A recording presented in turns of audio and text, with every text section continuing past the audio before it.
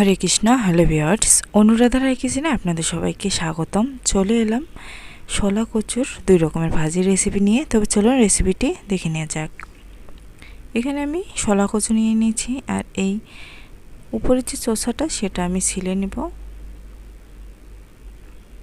আমি চোষা ছিলে ভালোভাবে কেটে নিয়েছি 2 রকমভাবে, দেখতে পাচ্ছেন, একটা কুচি কুচি করে, একটা গোল গোল করে।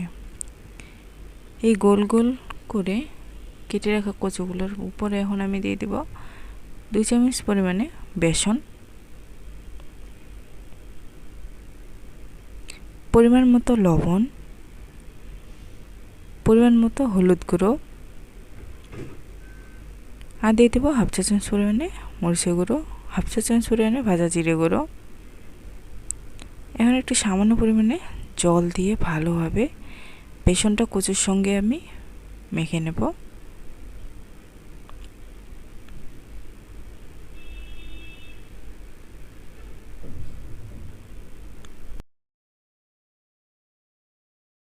আমি আরেকটু পরিমাণে জল দেব।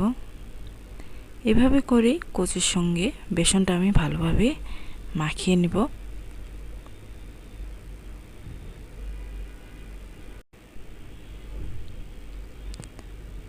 কড়াইয়ে তেল গরম হতে দিয়েছি, আর এখন তেল গরম হলে একটা একটা করে কচুর চাকাগুলো আমি তেলের মধ্যে দিয়ে দেব।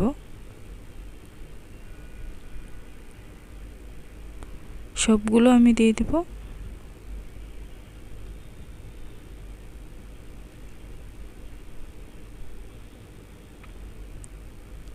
এক পাশ যখন হয়ে আসবে তখন আমি উল্টে দেব।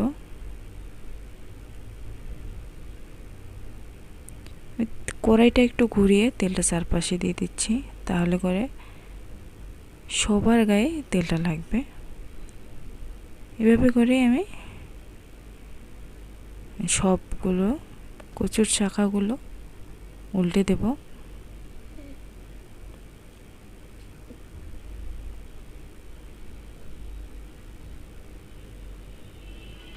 এই তো সবগুলো কচু আমি উল্টে দিয়েছি।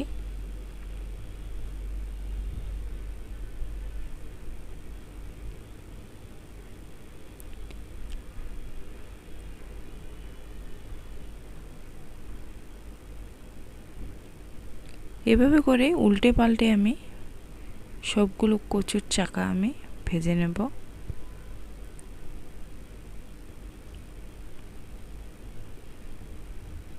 এই কচুর ভাজাটা গরম ভাতের সঙ্গে খুবই ভালো লাগে খেতে।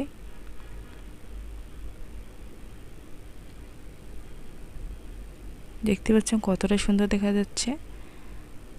এখন আমি সবগুলো কচুর ভাজা তুলে নেব।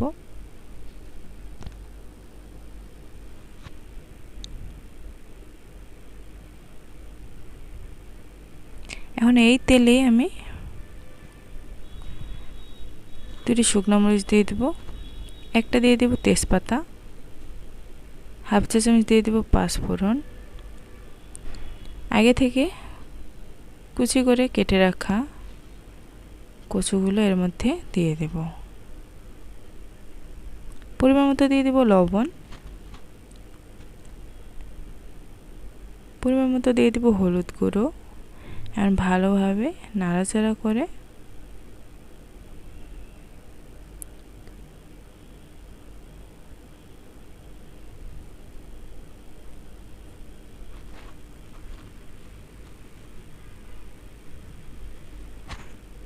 ঢাকনা দিয়ে দেব 5 মিনিটের জন্য।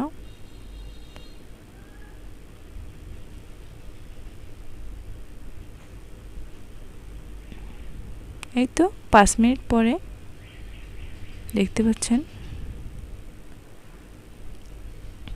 এই কচুর মধ্যে জল দেওয়ার লাগে না, এটা অল্পতেই সিদ্ধ হয়ে যায়। আর এখন দিয়ে দেব 1/2 চা চামচ পরিমাণে মরিচের গুঁড়ো। ঝালটা আপনারা বুঝে দিবেন কতটুকু ঝাল খাবেন। আর এই কচুর ভাজার মধ্যে একটু মরিচটা বেশি করে দিতে হবে, নাহলে গলায় আবার ধরতে পারে। আমি আরেকটু পরিমাণে দিচ্ছি তেল। কচুর ভাজির মধ্যে তেলটা একটু বেশি লাগে।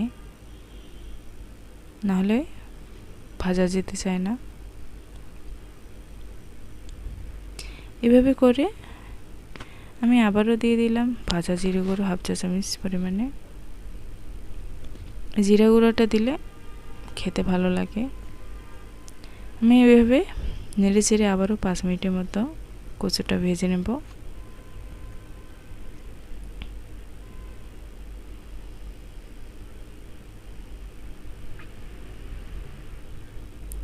কচু আমার ভালোভাবে সিদ্ধ হয়ে গেছে।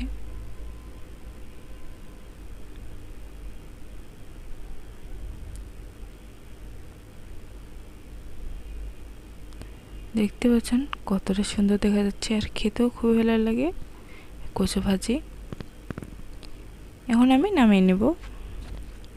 এই তো খুব সহজেই তৈরি হয়ে গেল আমার 2 রকমের কচু ভাজি। ভিডিওটি ভালো লাগলে লাইক, শেয়ার, কমেন্ট ও শেয়ার করে পাশে থাকবেন।